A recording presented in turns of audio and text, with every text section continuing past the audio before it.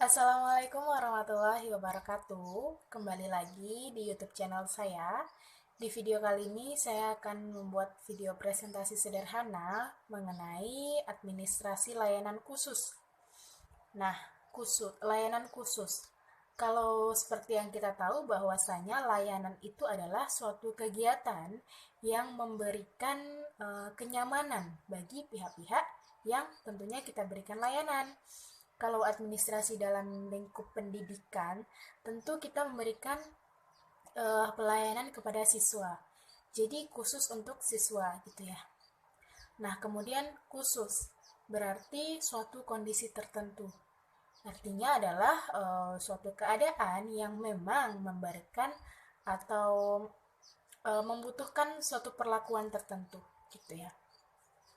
Nah, kalau kita lihat lebih rincinya, administrasi layanan khusus itu adalah suatu kegiatan yang terencana yang tidak secara langsung menunjang proses pembelajaran, namun memberikan dampak yang begitu kuat terhadap tercapainya tujuan pembelajaran.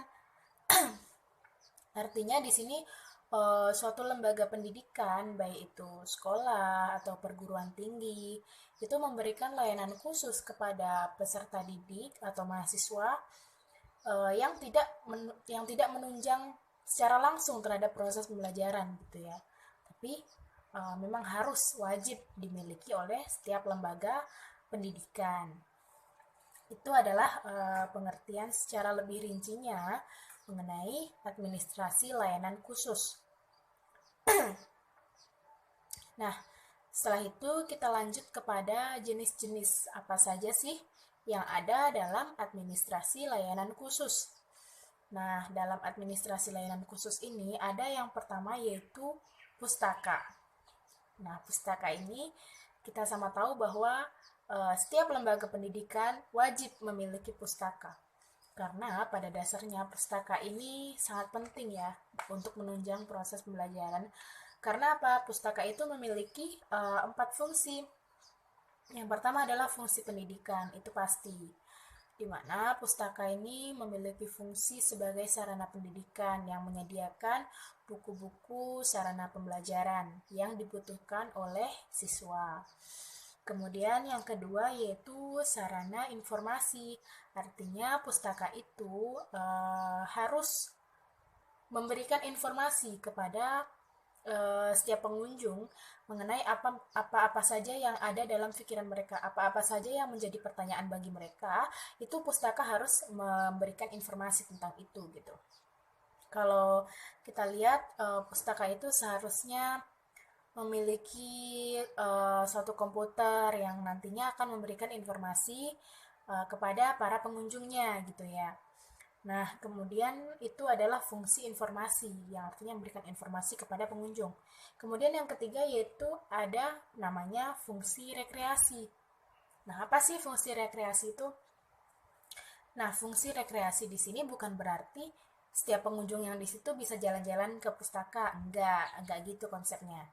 Nah, jadi fungsi rekreasi ini adalah fungsi pustaka di mana setiap pengunjung yang datang dia akan merasa nyaman dengan kondisi yang ada di pustaka gitu.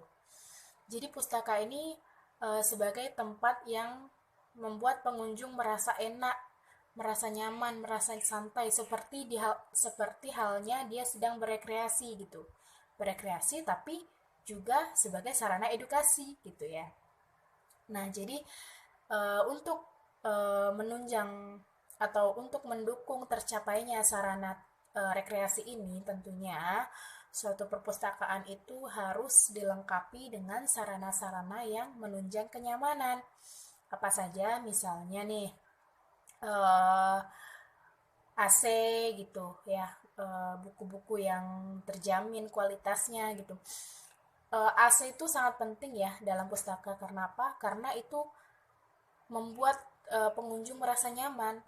Kalau misalkan nih pengunjung datang terus tiba-tiba langsung gerah, perasaannya panas, jadi pengunjung bakalan bosan, tidak betah berada dalam pustaka. Kalau suasana dalam pustaka sejuk, tenang, damai, tentu pengunjung akan merasa senang dan tidak bakal jenuh gitu ya. Jadi itu penting sekali ya sarana-sarana seperti itu. Kemudian itu adalah sarana rekreasi ya. Kemudian fungsi pustaka selanjutnya yang keempat yaitu sebagai sarana penelitian.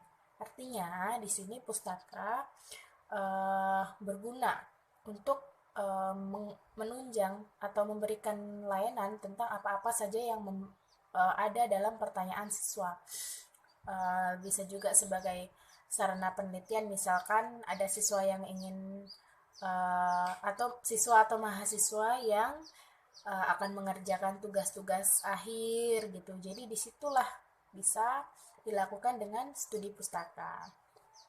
Nah, itu adalah fungsi dari pustaka. Jadi pustaka yang bagus itu emang benar-benar harus diciptakan dalam suatu dunia pendidikan. Karena pustaka itu pada dasarnya adalah memberikan informasi atau sebagai pusat layanan informasi bagi mahasiswa gitu ya. Kemudian yang kedua, layanan khusus yang kedua yaitu adalah labor. Dimana kita tahu labor itu adalah suatu tempat yang digunakan bagi siswa atau mahasiswa untuk kegiatan praktikum. Jadi teori-teori yang sudah dilaksanakan di kelas itu akan diuji coba dalam labor. Artinya labor itu harus lengkap, harus terpenuhi semua sarana-sarana yang dibutuhkan. Peralatannya harus lengkap gitu ya. Tempatnya juga harus bagus. Pokoknya labor itu harus dikelola sedemikian rupa sehingga benar-benar bisa dimanfaatkan dengan baik oleh siswa gitu ya.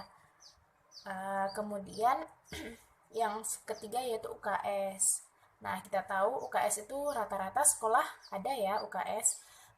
UKS itu penting sekali. Jadi ketika ada siswa yang sakit, jadi dia tidak harus langsung dibawa ke rumah atau ke rumah sakit gitu. Jadi harus ada penanganan dulu di sekolah gitu ya. Jadi sewaktu-waktu kalau siswa sakit ditangani oleh sekolah. Nah, di dalam UKS ini tentunya ada dua hal yang sangat penting di dalamnya, yaitu yang pertama adalah petugasnya. Ada nggak petugas kesehatannya dalam UKS? Jadi petugas di UKS itu memang harus benar-benar orang yang ahli di bidangnya gitu. Jadi apa hal yang bisa dilakukan? Sekolah bisa mengambil satu tenaga kesehatan kayak misalkan satu dokter gitu yang khusus untuk sekolah itu gitu. Jadi dokter itu bisa memberikan pelayanan yang khusus terhadap siswa yang sakit gitu. Ini enggak, kalau biasanya kita lihat petugas UKS pun tidak ahli di bidangnya gitu ya. Jadi tidak bisa memberikan penanganan yang optimal terhadap siswa yang sakit gitu. Nah, selain dokter atau petugas kesehatan yang memadai, tentunya ada sarana atau obat-obatan yang memadai gitu ya. Nah, seperti yang kita tahu kalau di sekolah-sekolah pada umumnya, obat-obatan itu hanya obat-obatan yang apa ya? Yang umum-umum saja, bukan yang khusus gitu. Kayak misalkan betadin, terus obat tambah darah gitu-gitu aja gitu kan. Obat-obatnya tidak memadai gitu, tidak secara khusus gitu ya. Itu pun kadang sudah kadaluarsa, jadi tidak terlalu digubris gitu sama pihak sekolah. Padahal seharusnya obat-obatan itu harusnya yang benar-benar khusus, benar-benar harus lengkap gitu bagi siswa. Kemudian yang selanjutnya yaitu kafe atau kantin. Nah, ini penting sekali sih dalam sekolah. Jadi kalau misalkan ada siswa yang tidak sempat sarapan, bisa sarapan di sekolah gitu. Yang lapar bisa ke kantin gitu ya. Nah, kemudian yang selanjutnya yaitu musola atau sarana ibadah. Nah, ini penting sekali sih bagi sekolah atau lembaga pendidikan atau perguruan tinggi. Jadi setidaknya dalam satu sekolah itu ada satu musola gitu. Karena mayoritas kita itu umat muslim, jadi harus ada sarana ibadah gitu. Ini sangat penting dalam suatu lembaga pendidikan. Kemudian selanjutnya ada asrama, koperasi, kemudian transportasi. Nah, transportasi ini penting sih.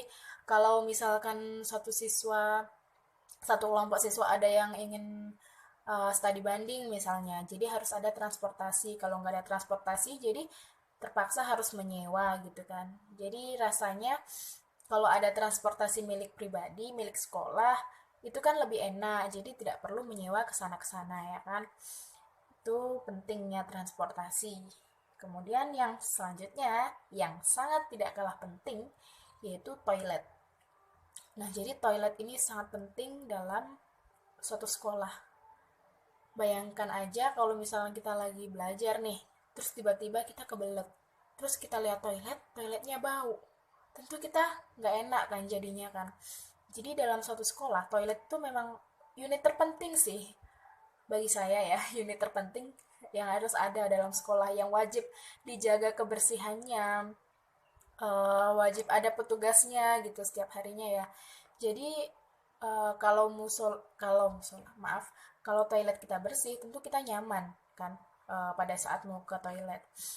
Jadi toilet yang bersih bakal juga menunjang keberlangsungan tujuan pembelajaran. Nah, jadi keseluruhan layanan-layanan khusus yang sudah saya sebutkan di atas itu sangat penting dalam suatu sekolah. Memang tidak menunjang langsung dalam proses pembelajarannya, tetapi itu sangat memberikan pengaruh besar bagi tercapainya tujuan pembelajaran, bagi kenyamanan siswanya. Gitu. Nah, sekian video presentasi sederhana dari saya. Terlebih dan terkurang saya mohon maaf. Wassalamualaikum warahmatullahi wabarakatuh.